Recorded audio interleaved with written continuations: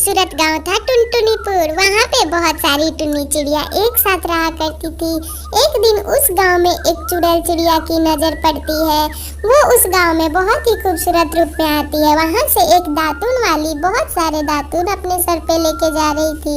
वो उससे कहती है कि देखो बहन, मैं इस गांव में नहीं हूँ तो तुम मुझे प्लीज मत टोकना कि तुम यहाँ क्या कर रही हो। मैं स्पेशली अपने शहर से छुट्टी मनाने गांव में आई हूँ क्योंकि शहर की जिंदगी जी के मैं बोर हो गई हूँ। ये सब सुन के वो दातुन वाली वहाँ से चली जाती है। कुछ देर के बाद वहाँ पे फिर एक दही वाली आती है। दही वाली के सामने वो नए रूप में रहती है। उसका असली रूप दही वाली देख लेती है। तभी वो अब बहाना बनाती है, कहती है कि अरे मैं शहर से यहाँ घूमने आई हूँ, तुम मुझे टोकना मत। देखो मुझे बिल्कुल भी मत कहना कि तुम इस गांव में घूम नहीं सकती हो। दही वाली कहती है कि मेरी सहेली दातुन वाली बता रही थी कि शहर से एक बहुत ही खूबसूरत बुल्ली चिड़िया आई है, पर तुम तो मेरी तरह कलर में दिखती हो थोड़ी थोड़ी।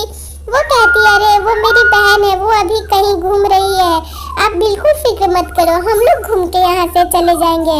उसे अंदर से डर हो जाता है कि अगर ये लोग मेरी सच्चाई जान गई तो ये लोग किसी पंडित से कह के हमें अपने कैद में कर लेंगी। हमें इनके सामने अपने असली रूप में नहीं आना होगा। वो उससे कहती है कि आपका गांव कहाँ है, यहाँ से कितने दूर पे है। तभी वो बता देती है कि मैं तो वहीं जा रही हूँ, आपको अभी नहीं ले जा सकती। वो धीरे धीरे उसका पीछा करने लगती है। वो दही वाली अपने वहाँ से निकल के अपने आसपास के गांव में आ पहुँचती है। वहाँ पे कल्लू कौवा मुखिया रहता है। अपनी पत्नी से वो बातें कर रहा था। तभी दही वाली सारा दही बेच के उसके पास जाके सुनती है उसकी बातें। वो सोचती है कि वो उन अतरंगी चिड़िया के बारे में इन्हें बता दे क्योंकि ये लोग गांव के मुखिया थे। पर वो सोचती है कि शायद अभी मुखिया जी अपनी पत्नी से नाराज हैं और उन लोगों की बहसबाजी हो रही है, तो मैं उनके सामने तो हिम्मत ही नहीं कर सकती जाने की, इसलिए वो उनके पास जाती नहीं। वो इंतजार करती है कि जैसे ही कल्लू कौवा अपने घर में चला जाए तो वो उसकी पत्नी को सारी बातें बता देगी।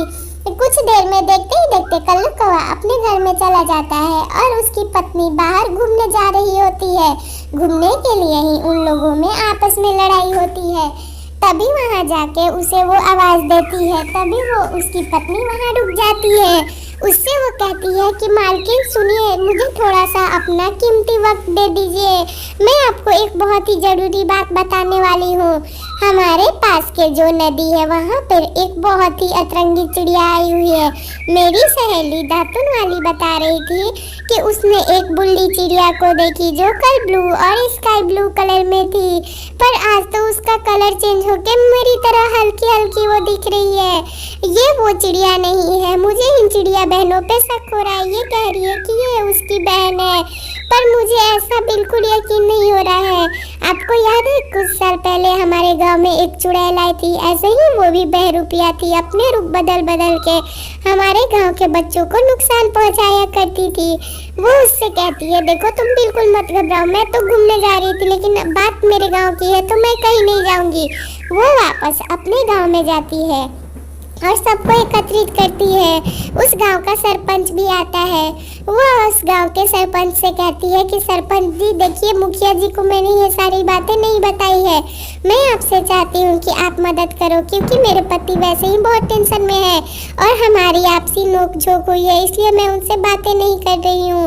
आपको पता है, मुझे तो ऐसा लग रहा है कि हमारे गाँव में संकट आने वाले हैं। दो जादुई अतरंगी चिड़िया हमारे गाँव पर नजर डाल रही है। ये सब सुनते हुए उसकी पत्नी भी घबराती है। सरपंच की पत्नी सारी बातें अपने घर के पास से सुन रही होती है और मौसम भी बहुत खराब किया हुआ था। बहुत तेज बादल गरज रहे थे और चमक भी रहे थे। बहुत हवा चल रही थी। उन्हें आपस में अब बहुत डर लगता है कि कहीं खतरा उनके गांव पे ना आ जाए। सरपंच जी कहते हैं कि मेरे पास पंडित का नंबर है, मैं अभी उन्हें फ़ोन करता हूँ और उनसे बताता हूँ कि ऐसा हमारे गांव में होने से रोक ले। वो अपने गांव के सरपंच अपने पंडित के पास फ़ोन करते हैं और बता देते हैं ये सारी बातें। उस टुन्नी चिड़िया के सामने ही वो बात करते हैं जो मुखिया की पत्नी रहती है। वो उनसे कहते हैं कि देखिए, आप बिल्कुल मत घबराइए, आप अपने गांव का भला चाहती हैं इसलिए आप ऐसे घबरा रही हैं। आपको घबराने की ज़रूरत नहीं है, आप वापस अपने घर लौट जाइए, मुखिया जी आपका इंतज़ार कर रहे होंगे।